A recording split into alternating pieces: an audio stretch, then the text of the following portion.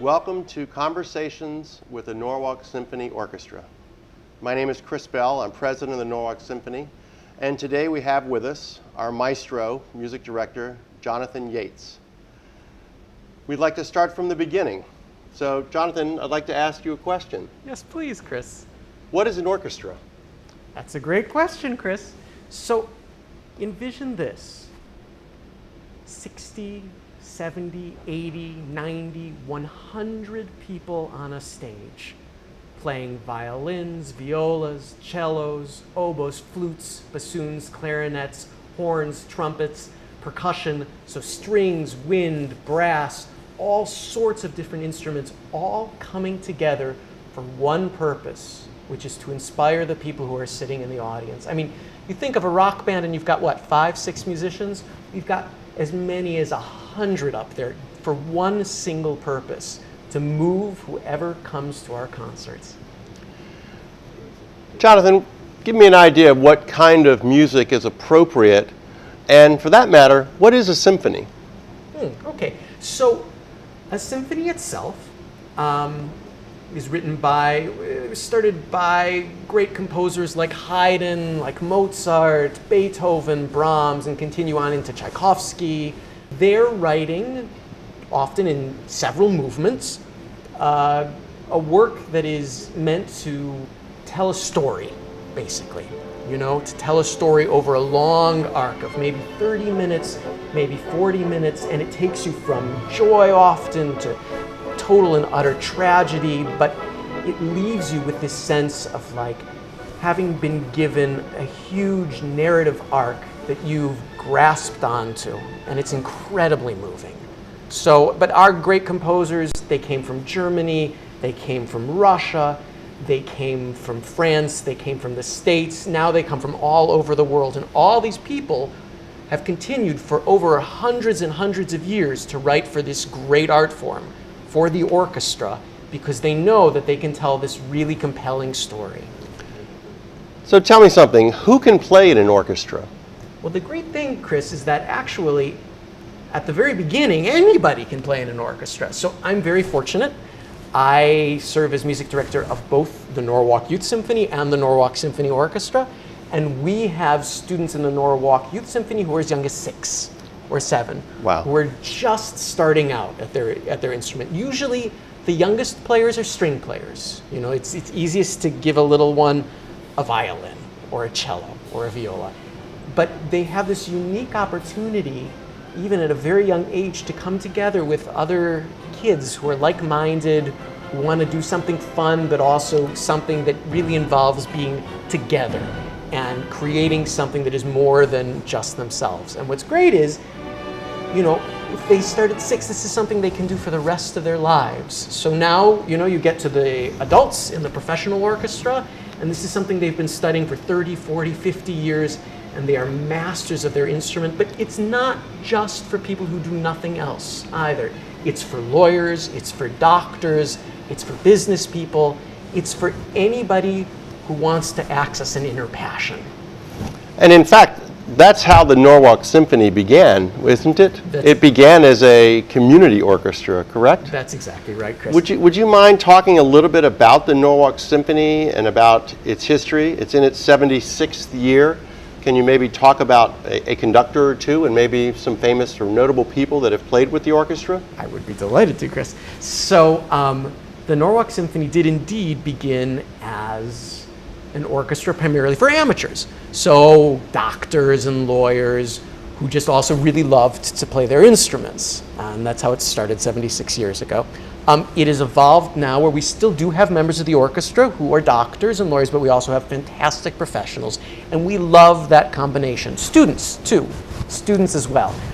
We love the combination of pros, students, and really exceptional amateurs, because we think that we get, you know, the combined passion and the virtuosity and just the desire to play, and we think that that's a really winning mix. Now, the Norwalk Symphony's had some incredible conductors over the years. Most recently, Diane Wittry, Jesse Rosen, incredible people, and also incredible soloists. Itzhak Perlman played with us at a young age. Yo-Yo Ma played with us at a young age. The Norwalk Symphony has been an incredible launching ground, both for conductors and for soloists. It's had real meaning in the community. Tell me along the way, between 2011 and today, some of your favorite works that the symphony has done, and maybe some of the works that you haven't yet done that you'd like to do. Okay, gladly, Chris.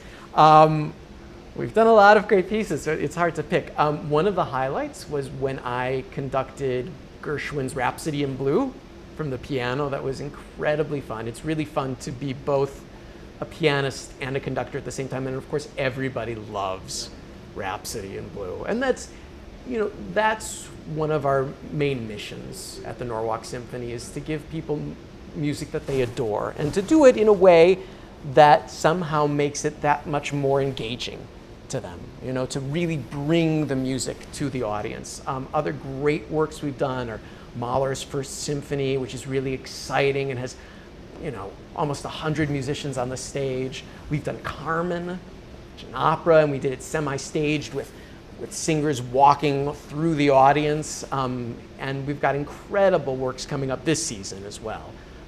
We're about to do an all-Tchaikovsky concert. We're doing a Sing-Along Messiah, a great side-by-side concert, and we end with another great opera, La Bohème, which is maybe second to Carmen, the most famous opera of all.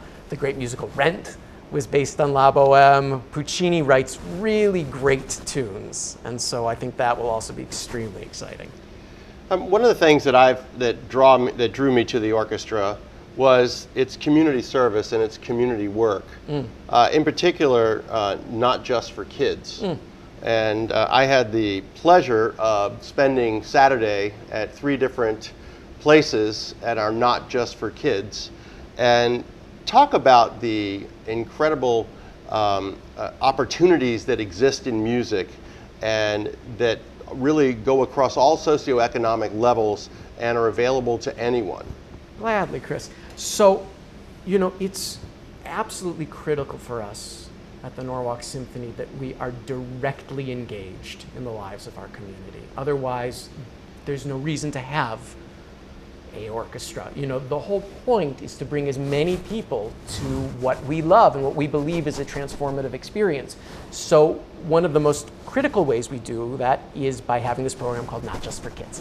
And at Not Just for Kids, we bring many of our finest musicians to libraries, to community centers, usually a week before the concert, but at other times during the year as well.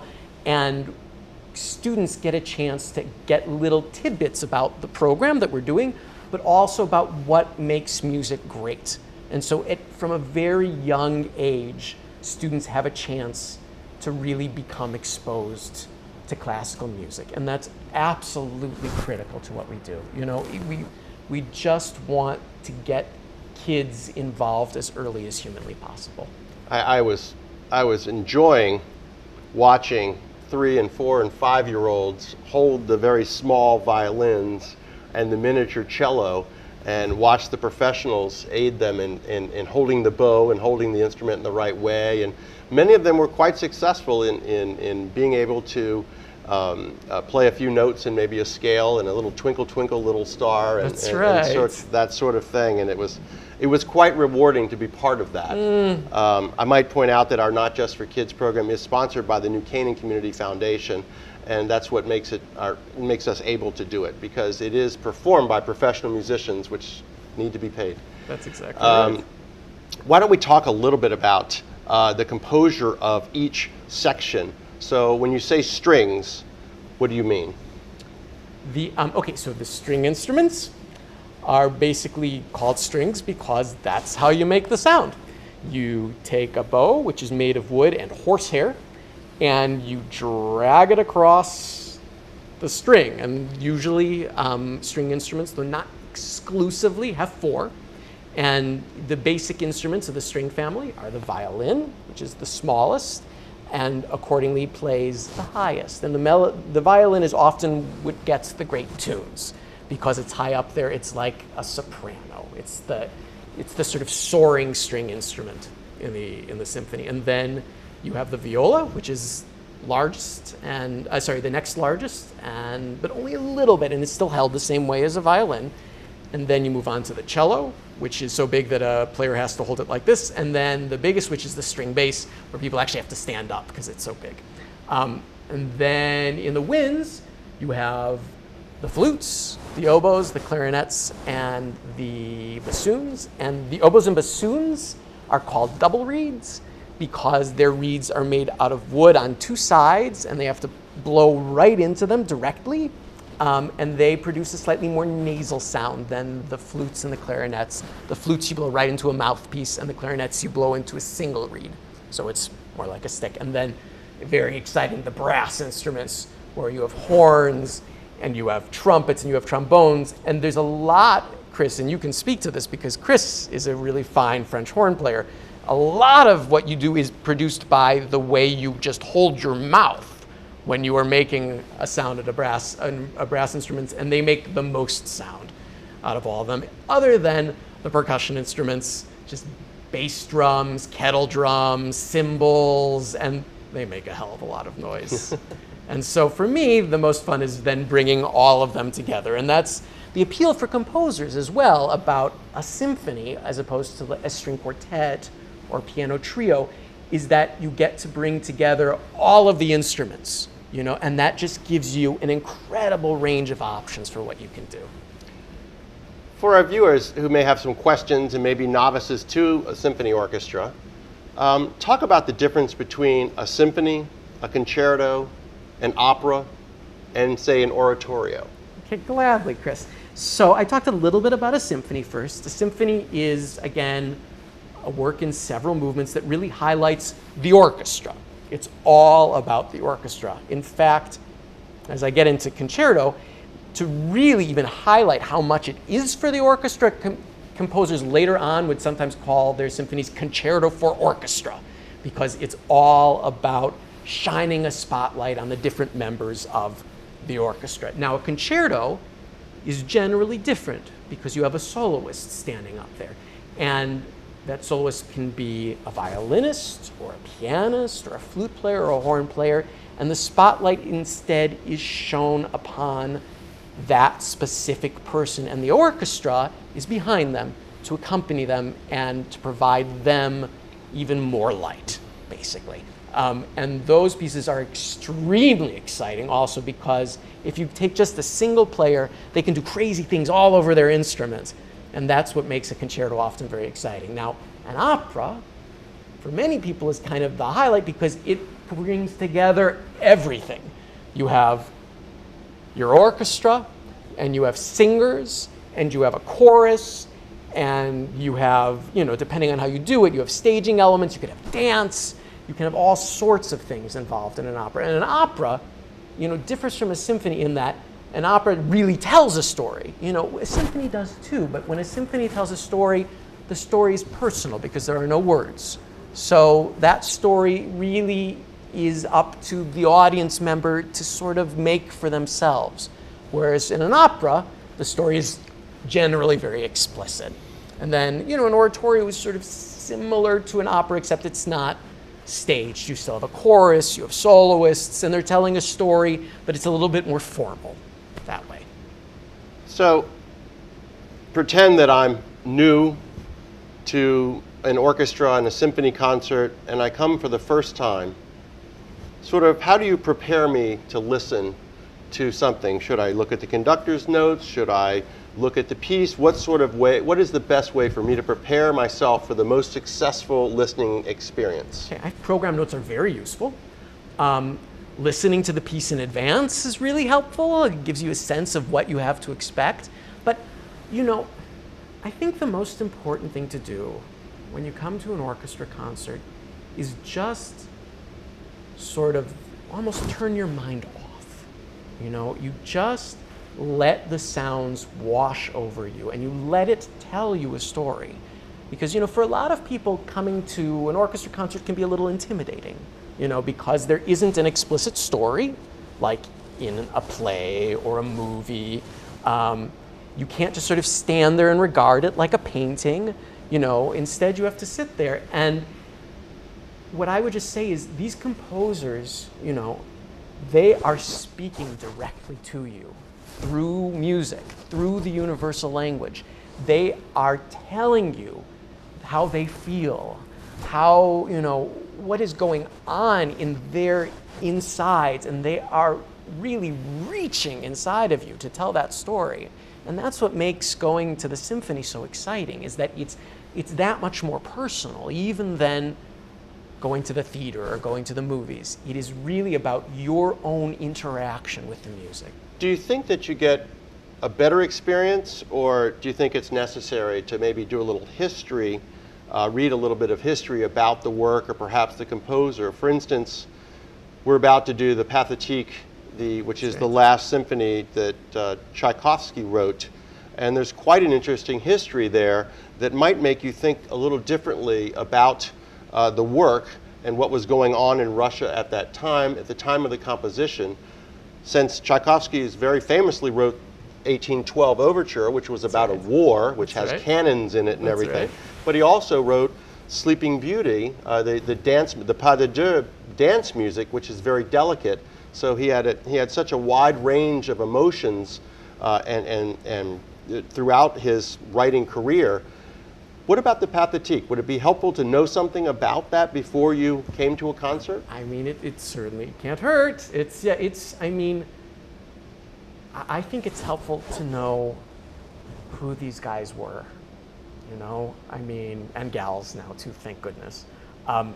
It's, you know, you can only gain more depth and more insight into your experience at the symphony by knowing what was happening. I mean, they led fascinating and often, I hate to say it, really miserable lives. You know, I mean, from Beethoven's deafness to Mozart's young death and poverty, and Schubert's even younger death, and Schumann's insanity. I mean, they're fascinating people to get to know, and often they take those personal experiences and they put it right into their music. So yeah, I mean, and that's why often I try to talk actually at concerts, at pre-concert lectures, because I think it only enhances the experience. And again, you know, I think our motto at the Norwalk Symphony could really just be about engagement. You know, that we want to make the experience as engaging as possible. And one way of doing that is to get people into what is exactly going on the stage. But you as an audience member can do a lot of that work yourself. And it's not work, it's enjoyable, because you get to learn about these fascinating people, and you get to listen in advance.